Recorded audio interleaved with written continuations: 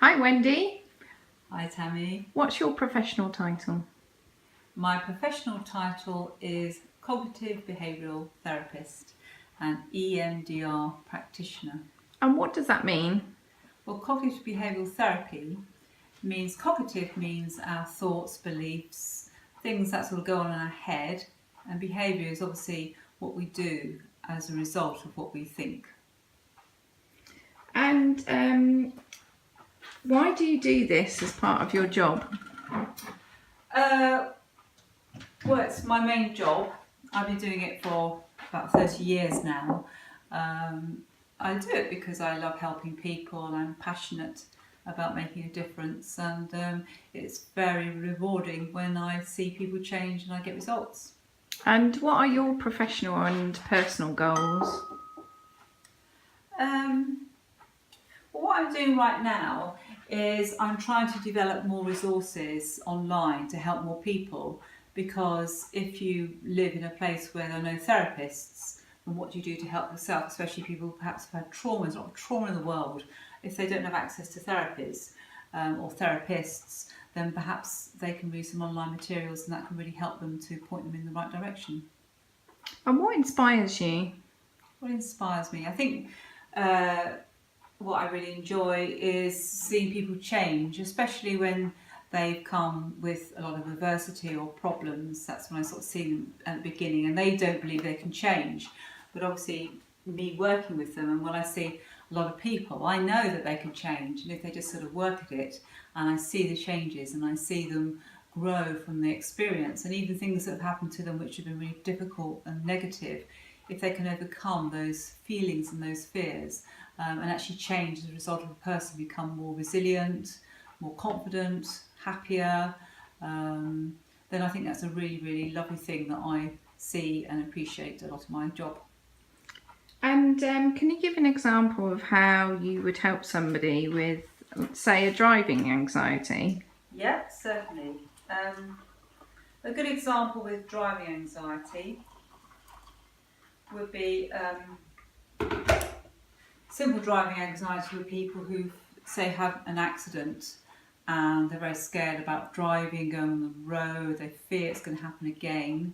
So in that situation, I would start by using a lot of self-soothing techniques such as relaxation exercises, imagery, deep breathing, so that they get back to being more relaxed again. I would gradually talk with them about the concept of graded exposure, where we work together to find ways to build up their skills and beliefs and to tolerate the anxiety more. And the other main area is we sort of look at the beliefs that they've actually got about driving now. A lot of people have lost confidence in their driving. So we sort of look at actually what makes them a good driver, and remind themselves of actually how safe they are on the road, and actually how they can learn to be even more safe now. And then we look at beliefs about other drivers. If you actually look at it, most people, if you did a survey, most of their friends would be very conscientious about driving on the roads. Because when you've had a sort of car accident, all you think about is everybody else is a bad driver. But actually when you look at the facts and analyse the facts, you think, well, yeah, there are some bad drivers out there, but the majority of people on the road don't want to have an accident, they want to be safe. And it's just sort of working through and believing that as well.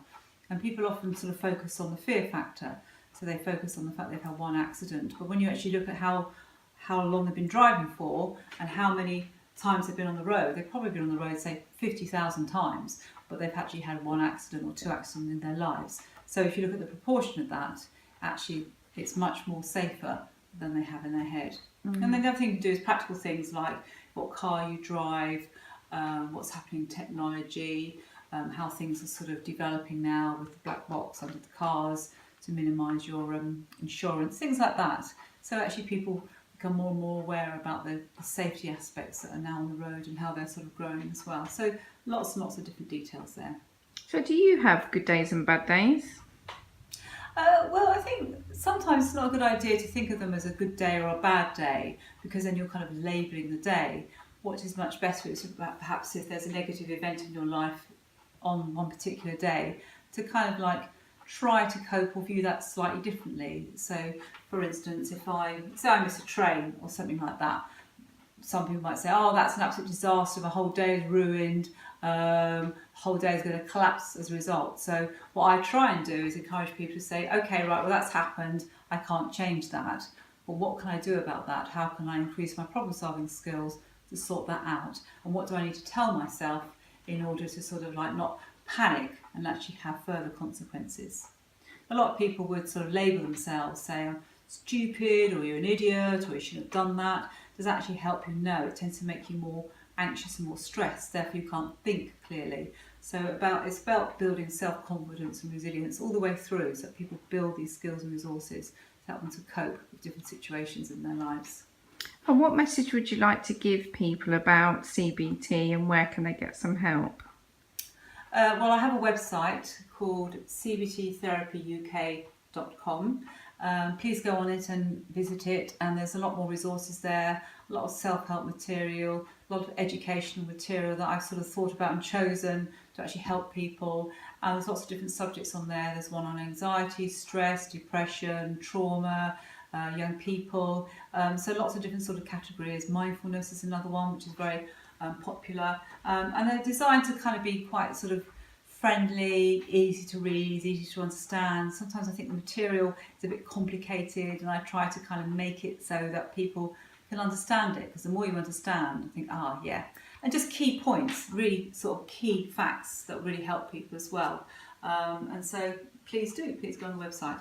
Okay, thank you. Thanks for your time. You're very welcome.